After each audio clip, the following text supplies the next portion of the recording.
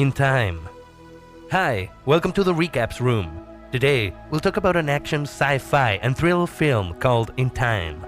Warning, spoilers ahead. The movie starts with Will saying he doesn't have time. He then explains that in this world, people are genetically engineered to stop aging at 25. They are given only a year left to live, unless they can get more time. Time is now the currency. There's a timer embedded in each person's forearm. Here, the rich can live forever. Will Salas wakes up at home and wishes his mother Rachel a happy 50th birthday. Rachel reveals she only has 3 days left on her clock.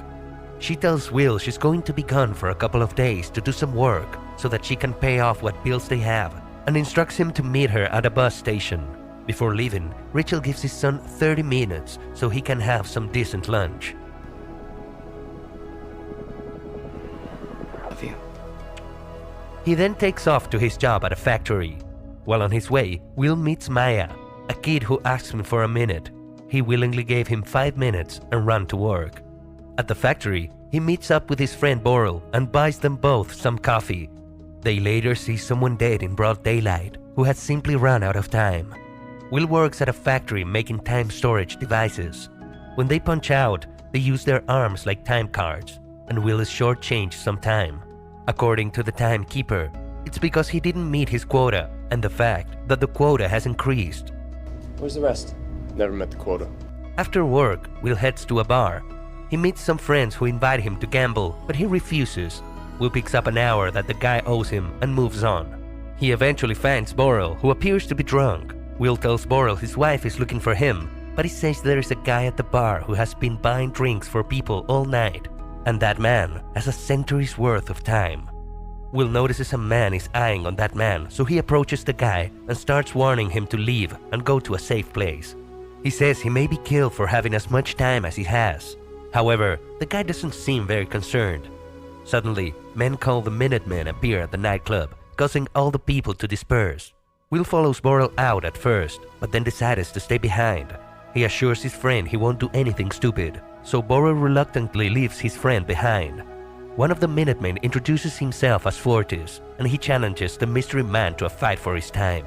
He mentions that he is an old man who just turned 75 last week. The mystery man then says that he needs a moment and goes to throw up. A Minuteman keeps watch while he's in the bathroom. Will knocks out the guard by surprise and leads the mystery man out of the building. The guy protests at first, but eventually follows Will's lead. Will brings the mystery man into a building where they hang out for a little while. The Minutemen are close by when one of Fortis' men says he knows Will. Inside the building, Will asks him why he's flashing around how much time he has so publicly. He just introduces himself as Henry Hamilton and offers Will a drink. The man notices that Will is running out of time and asks how old Will really is, the answer being 28. Henry reveals that he's 105 and he's tired of living. Will gets upset at this. Henry says, for a few to be immortal, many must die. He reveals there are more than enough time and that no one has to die before their time. He asks Will what he'll do if he had the same amount of time as him, and he answers he will not waste it. Will says that they should call it a night, and the two men mutually promise not to steal time from one another. Early the next morning, Will's still asleep. Henry silently approaches him and transfers all but 5 minutes of his time to Will. Will wakes, sees the time, sees the message, and as soon as he sees the man on the bridge, it dawns on him what is happening. Henry went off to the bridge across from the building to spend his last minutes before death. Will runs to the bridge, but it's already too late.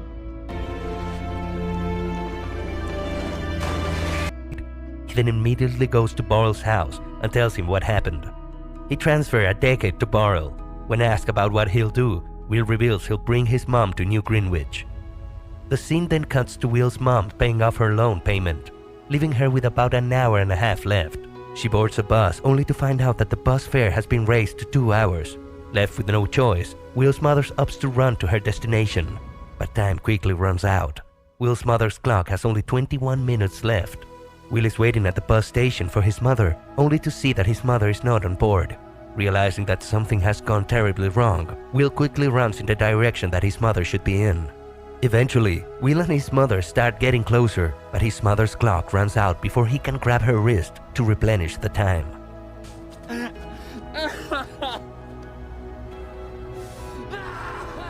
The next morning, timekeepers discover the corpse of Henry. The men decide to investigate, and Raymond, the senior timekeeper, notices the security camera by the bridge. In the meantime, Will takes a ride in a cab that takes him to New Greenwich. As he passes each time zone, he pays a toll fee that first costs a month, then increases with each border. By the end of the series of zones, he has lost a year. The driver asks him why he's come there, and Will states that he's there to make the citizens of New Greenwich pay. Will runs at first, until he seems to realize that he probably doesn't have to. He catches the attention of Sylvia Wise, and they share a momentary glance before he enters an hotel building. Inside the hotel, Will purchases a suite after learning that a standard room cost 2 months. Raymond and the other timekeepers are keeping Will under close surveillance as they try to figure out whether or not Will has Henry's entire century. The next morning, Will wakes up and checks his time. He still has 105 years with him. Restaurant. Will eats a meal worth 8.5 weeks. He even tips the waiters a week, who then tells him he must not be from the area because he does everything too fast. Meanwhile, Sylvia is watching him from her seat at the restaurant. Back to Raymond and the other timekeepers. They have picked up on Will's activity because it is out of the ordinary. Raymond reveals he does not know who Will is, but he apparently knew Will's father. Will enters a high-end casino and sits at a poker table. One of the men introduces himself to Will, Philippe. He pressures him into betting 50 years. Will calls with total confidence. Enter Sylvia, who takes her seat next to Philippe, who eventually presses Will into going all in by betting 2 centuries. Will is left with roughly 27 seconds left and counting, but he did end up having the better hand and was able to raise his time to 13 figures. Philippe notices Will glancing at Sylvia and asks him whether he thinks she is his mother, sister or daughter. Will replies with a compliment about her beauty. Apparently, Sylvia is her daughter and she invited Will to a party. Shortly after, Will drives to Sylvia's family party where he is greeted by Philippe. He introduces Will to his mother-in-law, his wife, and his daughter, Sylvia. Aunt Clara, my wife Michelle, and my daughter Sylvia. While looking at the food, Sylvia approaches Will. She strikes a conversation and sends away her bodyguard. Eventually, they get around to dancing. Sylvia tells him he reminds her of the people who have come from the ghetto, which she reveals she envies. She then starts talking about the burden of being rich with time. Philippe and his wife are watching the two. He later leads her outside to the beach and convinces Sylvia to go skinny dipping with him. While they are having a moment, Sylvia's father comes out looking for her.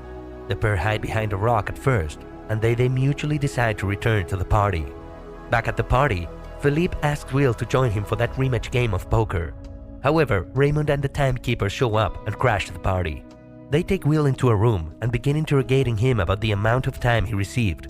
Will admits that he received part of it from gambling and a portion of it from Henry, who gave it to him. Raymond doesn't buy Will's story, saying an immortal man wouldn't just willingly give his time to someone else.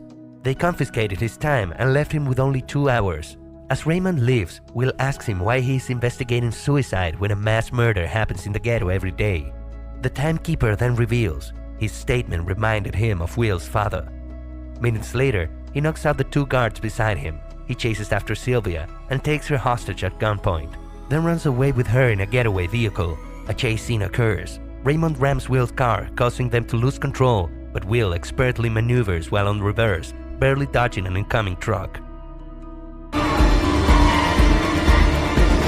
In the end, he successfully manages to escape and they lose the timekeepers. While hiding underneath a bridge, Will asks for a time loan from Sylvia, but she refuses.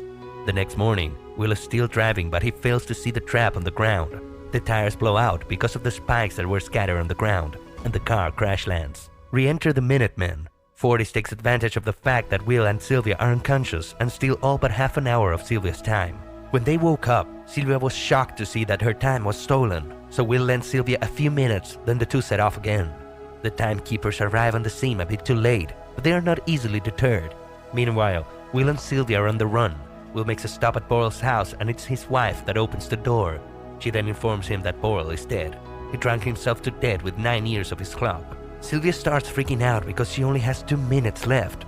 Shut up! We're gonna die, Will! Do you wanna die? Shut up!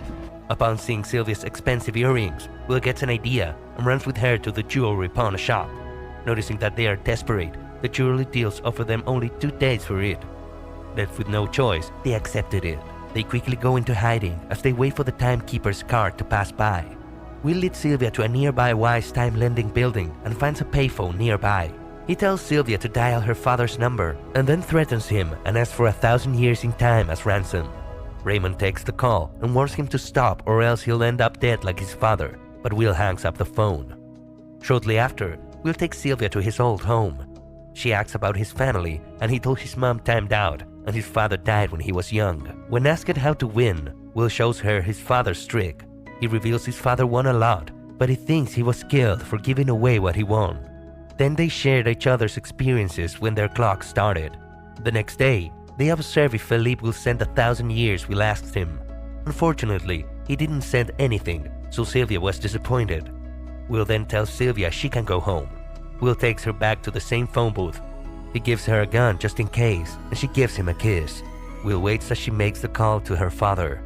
As they talk, Raymond arrives on the scene. When Sylvia turns her back, he sees Raymond point a gun at Will, so she shoots him first. Before the two take off, Will gives Raymond a couple of hours when he discovers that timekeepers don't get allotted much time either. Knowing that staying in that car will probably get them caught faster, Will steals a cabbie's car and also takes some time from the wealthy passenger in the car. Later that day, Will and Sylvia are in the backseat watching the news about them. He tells her he can go back, but Sylvia doesn't want to return. Then they lean it into each other and share another kiss. We then see Philippe talking to his partners, assuring them he didn't pay any ransom and that the situation will be quickly resolved. Raymond enters the room and tells him Sylvia doesn't want to be rescued. He then says Sylvia's clearly under Will's control and then offers to make a contribution. Raymond then replies he already issued a warrant for his daughter's arrest. Philippe again tries to bribe Raymond, but he refuses to accept it and leaves.